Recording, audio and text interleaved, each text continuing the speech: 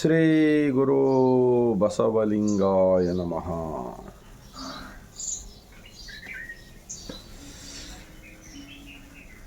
ಇಡೀ ಭಾರತೀಯರೆಲ್ಲರಿಗೂ ಬಸವನಾಡು, ಶರಣರ ನಾಡು, ಅನುಭವ ಮಂಟಪ, ಬಸವ ಕಲ್ಯಾಣದ ಭೂಮಿಲಿಂದ ಈ ಮುಂಜಾನೆಯ 145 ಕೋಟಿ ಭಾರತೀಯರಿಗೆ ಬಾಗಿದ ತಲೆ ಮುಗಿದ ಕೈಲಿಂದ ಶರಣು. ಇವಾಗ ಒಂದು ಬಸವಣ್ಣನವರ ವಚನ. ನಮ್ಮ ದೇಶದಲ್ಲಿ ದೈವಗಳು ಎಷ್ಟು ಸೃಷ್ಟಿ ಮಾಡಿದ್ದಾರೆ ವಿದೇಶಿಗಳು. ಹಾಳು ಮೊರಡಿಗಳಲ್ಲಿ, ಊರ ದಾರಿಗಳಲ್ಲಿ, ಕೆರೆ ಬಾವಿ ಹೂ ಗಿಡ ಮರಗಳಲ್ಲಿ, ಗ್ರಾಮ ಮಧ್ಯದಲ್ಲಿ, ಚೌಪಥ ಪಟ್ಟಣ ಪ್ರವೇಶದಲ್ಲಿ, ಹಿರಿ ಆಲದ ಮರದಲ್ಲಿ ಮನೆಯ ಮಾಡಿ ಕರೆ ಎಮ್ಮೆ ಹಸುಗೂಸು ಬಸುರಿ ಬಾಣಂತಿ ಕುಮಾರಿ ಕೊಡಗೂಶೆಂಬುವರ ಹಿಡಿದುಂಬ ತಿರಿದುಂಬ ಮಾರಯ್ಯ ಬೀರಯ್ಯ ಕೇಚರ ಗಾವಿಲ ಅಂತರ ಬೆಂತರ ಕಾಳಯ್ಯ ಧೂಳಯ್ಯ ಮಾಳಯ್ಯ ಕೇತಯ್ಯಗಳೆಂಬ ಈ 100 ಮಡಿಕೆಗೆ ನಮ್ಮ ಕೂಡಲ ಸಂಗಮ ದೇವ ಒಬ್ಬ ದೇವನಿಗೆ ಶರಣೆಂಬುವುದು ಒಂದೇ ದಡಿ ಸಾಲದೆ. महात्मा बसवण्णा जी 12वीं शताब्दी में ये क्यों दिया है? ब्रह्मांड का लांछन क्यों दिया है? हम इसका स्टडी होना चाहिए, इसका चिंतन होना चाहिए. ये ब्रह्मांड का लांछन है. भारत इतना ही नहीं, दुनिया के सभी लोग एक ही ब्रह्मांड के अंदर है. आज जो ईरान, इजराइल, जो अमेरिका एक दूसरे के दुश्मन बनकर इंसान को मारे जा रहा है ना, छोटे छोटे बच्चों को ख़त्म किया जा रहा है ना, प्रकृति का नेचर का जो भी सब कुछ ख़त्म कर रहा है ना, महापापियों तुम लोगों समझो, भगवान के बारे में समझो. भारत के रहने वाले हो या बाहर के रहने वाले हो, झूठे भगवान का प्रचार करके अंतर आत्मा का बेच कर डाले इन लोगों ने. तो इसलिए मैं कहता हूँ ये 33 करोड़ भगवान बनाकर जो मूढ़ रूढ़ी अंधा रूढ़ी फैलाने वाले लोग जो है ना, हमारे भारत देश के अंदर असली देशद्रोही लोग यही लोग होते हैं बोलकर मैं इस वचन के आधार के ऊपर बात कर रहा हूँ. ಇನ್ನೊಂದು ಬಸವಣ್ಣನವರ ವಚನ. ದೇವಲೋಕ ಮರ್ತ್ಯಲೋಕ ಎಂಬುದು ಬೇರೆ ಇಲ್ಲ ಕಾಣಿರ್ಯೋ, ಸತ್ಯವ ನುಡಿಯುವುದೇ ದೇವಲೋಕ, ಮಿಥ್ಯವ ನುಡಿಯುವುದೇ ಮರ್ತ್ಯಲೋಕ, ಆಚಾರವೇ ಸ್ವರ್ಗ, ಅನಾಚಾರವೇ ನರಕ. ಇದಕ್ಕೆಲ್ಲ ನೀನೇ ಪ್ರಮಾಣ ಕೂಡಲ ಸಂಗಮ ದೇವ. ಏನು ಮಾಡ್ತಾ ಇದ್ದಾರೆ ಇವತ್ತು? ಇಷ್ಟೊಂದು ದೇಶದಲ್ಲಿ ಕೋರ್ಟ್ಗಳು, ಹೈಕೋರ್ಟ್ಗಳು, ಸುಪ್ರೀಂ ಕೋರ್ಟ್ಗಳು ಇದ್ದರೂ ಕೂಡ ಎಲ್ಲ ರಾಜಕಾರಣಿಗಳು ತನ್ನ ಅಂತರಂಗದವನ್ನು ಮರೆತು ಬಿಟ್ಟಿದ್ದಾರೆ. ಎಲ್ಲ ಕಡೆ ಒಬ್ಬರು ಇನ್ನೊಬ್ಬರನ್ನು ಮೋಸ ಮಾಡ್ತಕ್ಕಂಥದ್ದು, ದ್ರೋಹ ಬಗೆತಕ್ಕಂಥದ್ದು, ಜಾತಿ ಭೇದ ಭಾವ ಇವುಗಳ ಮೂಲಕ ಕಚ್ಚಾಡ್ತಕ್ಕಂಥದ್ದು ಮಾಡಿ ಇಂತಹ ಒಂದು ಜಗತ್ತಿನ ಒಂದು ಸ್ವರ್ಗದ ಭಾರತ ದೇಶಕ್ಕೆ ಹಾಳು ಮಾಡ್ತಕ್ಕಂಥ ಕಾರ್ಯ ಮಾಡ್ತಾ ಇದ್ರಲ್ಲ ಮಹಾಪಾಪಿಗಳೇ, ಇದು ನಿಲ್ಲಿಸಿರಿ. ನಿಮ್ಮ ಅಂತರಂಗದಲ್ಲಿ ಸ್ವಲ್ಪ ನೋಡಿರಿ. ನಾನು ಕೂಡ 26 ವರ್ಷಗಳ ಹಿಂದೆ ನಾನು ವಚನಗಳನ್ನು ಓದಿಲ್ಲ, ನನಗೆ ಗೊತ್ತಿದ್ದಿಲ್ಲ. ಈಗ ಈ ವಚನಗಳನ್ನು ಓದಿದ ಬಳಿಕ ಮಣ್ಣು ಬಿಟ್ಟು ಮಡಿಕೆಲ್ಲ, ತನ್ನ ಬಿಟ್ಟು ದೇವರಿಲ್ಲ, ಅರಿವೇ ಗುರು, ದೇಹವೇ ದೇವಸ್ಥಾನ, ಕಾಯಕವೇ ಕೈಲಾಸವೆಂದು ಹೇಳಿದ ನಮ್ಮ ಶರಣರಿಗೆ ಕೋಟಿ ಕೋಟಿ ಶರಣೆನ್ನುತ್ತಾ ಇನ್ನೊಂದು ಬಸವಣ್ಣನವರ ವಚನ. ದೇವಲೋಕ ಮರ್ತ್ಯಲೋಕ ಎಂಬುದು ಬೇರೆ ಬೇರೆ ಉಂಟೇನಯ್ಯ, ಈ ಲೋಕದ ಒಳಗೆ ಅನಂತ ಲೋಕವಯ್ಯ, ಶಿವ ಆಚಾರವೇ ಶಿವಲೋಕವಯ್ಯ, ಅಂತಪ್ಪ ಭಕ್ತನ ಅಂಗಳವೇ ವಾರಣಾಸಿ, ಕಾಯಕವೇ ಕೈಲಾಸ, ಇದು सत्य, ಇದು सत्य कूडल संगम देव। हाँ, क्या कहता है इस वचन ने? इतने भारत देश के अंदर भगवानों का बनाने वाला जो है ना, सृष्टि करने वाला, जंगल पूरा सरकार का जंगल फॉरेस्ट को बर्बाद कर दिए। कहाँ बोले जंगल में पहाड़ों के ऊपर वहाँ भगवान बैठे हैं, यहाँ पर गए तो पुण्य मिलता है, वहाँ गए तो वो होता है।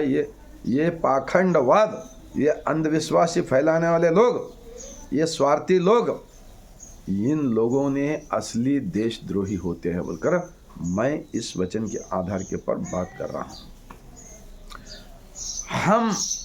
हमारा अंतर आत्मा शुद्धि कर लेकर कुछ ना कुछ मेहनत करके सबका साथ, सबका विकास, सबका विश्वास खाली बोलने से नहीं चलेगा, आचरण में लाने से चलेगा। जब हमारा भारत का सब लोगों का कल्याण होगा। अगर आने वाले दिनों में बसवा भारत होगा और बसवा राष्ट्र होगा, लिंगायत राष्ट्र होगा, इसके अंदर मादार चन्नಯ್ಯ है, डोहार कक्कಯ್ಯ है, उरीलिंग पेद्य है, अंबिगर चौड़ಯ್ಯ है, मड़ीवाड़ माचಯ್ಯ है, सोलापुर सिद्धरामेश्वर है, कश्मीर का राजा है, अफगानिस्तान का मुस्लिम है। अगर ये विचार 900 साल पहले से प्रचार करते थे पाखंडियों, देशद्रोहियों, यहाँ पर कोई मुस्लिम नहीं रहता था, कोई क्रिश्चियन नहीं रहता था, सब लोग बसवण्णा जी 12वीं शताब्दी में जो प्रधानमंत्री होकर किया सो काम तुम क्यों नहीं किया बाबा? क्यों प्रचार नहीं किया? क्यों अंधविश्वास फैलाए गए लोगों?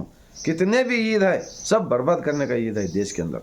देखो, हाँ, सब एक भी ईद ज्ञान देने वाली ईद नहीं है। मैं सब देख रहा हूँ, डिफरेंस देख रहा हूँ वचन पढ़ने के बाद में। तो मैं इतना ही विनंती करूँगा, अगर देशभक्त बनना है, सब कुछ जोड़ना है, तो 12वीं शताब्दी में का जो बसवण्णा जी का फार्मूला कंटिन्यू करो और वापस सब लोग लिंगायत बनेंगे। कश्मीर का राजा दोबारा आएगा, जो ज़माने में राजा थे, आज का जो मंत्री लीड प्रजाप्रभुत्व का ज़माने में पूरे दुनिया के लोग बसवा कल्याण को आने वाला है, आज नहीं तो कल।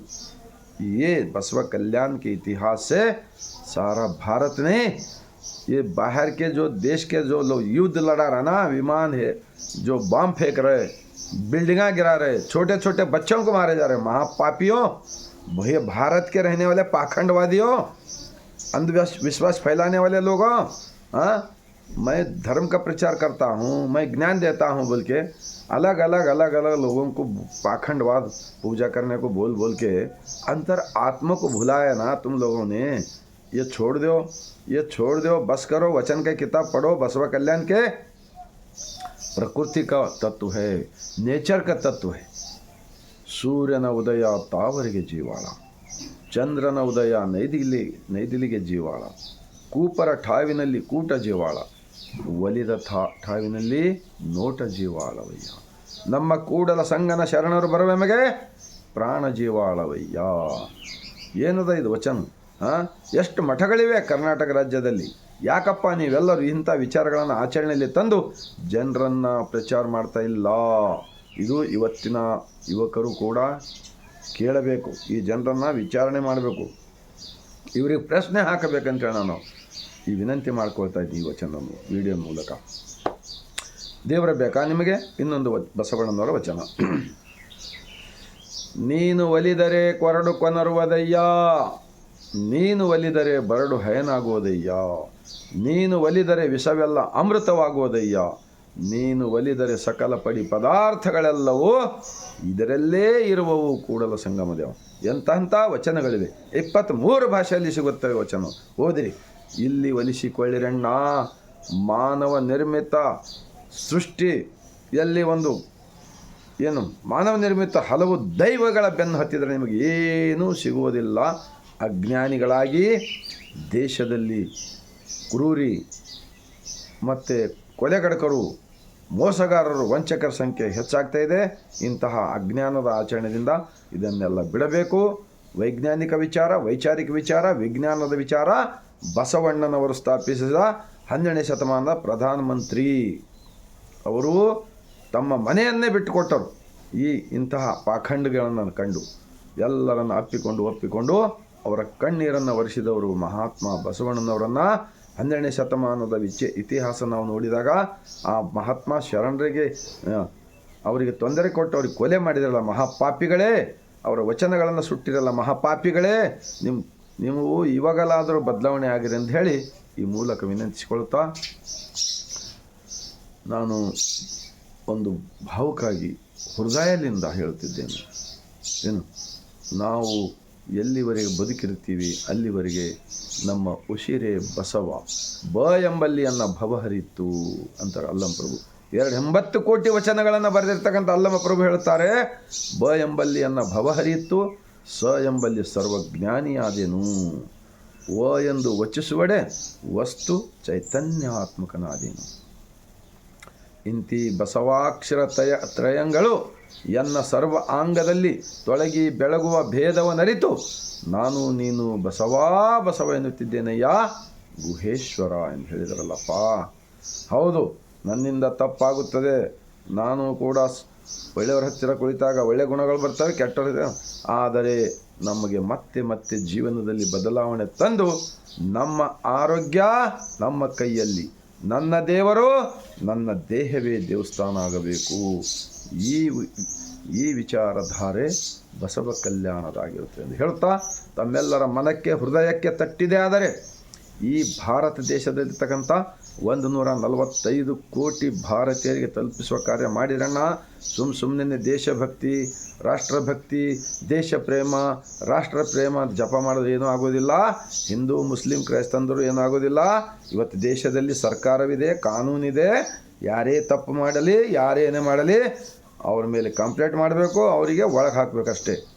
ಅದಕ್ಕೆ ಬಿಟ್ಟು ಕಾನೂನು ನಾವು ಯಾರು ಕೈಯಲ್ಲಿ ತೆಗೆದುಕೊಂಡು ದೇಶದಲ್ಲಿ ಏನಂತಾರೆ ಅದಕ್ಕೆ ಜನರ ಮನಸ್ಸಿನಲ್ಲಿ ವಿಷ ಬೀಜವನ್ನು ಬಿತ್ತುವುದನ್ನು ನಿಲ್ಲಿಸಬೇಕು. ಮನಸ್ಸುಗಳನ್ನು ಕೆಡಿಸುವುದನ್ನು ನಿಲ್ಲಿಸಬೇಕಂತೇಳಿ ವಿನಂತಿಸಿಕೊಳ್ತಾ ತಮ್ಮೆಲ್ಲರಿಗೂ ಮತ್ತೊಮ್ಮೆ ಬಾಗಿದ ತಲೆ ಮುಗಿದ ಕೈಲಿಂದ ಬಸವನಾಡಿನಿಂದ ಶರಣು. नफरत फैलाने का बंद करो नहीं तो देश बर्बाद होगा बोलकर मैं इतना बोलते हुए मತ್ತೊಮ್ಮೆ ಸರ್ವರಿಗೂ ಶರಣು.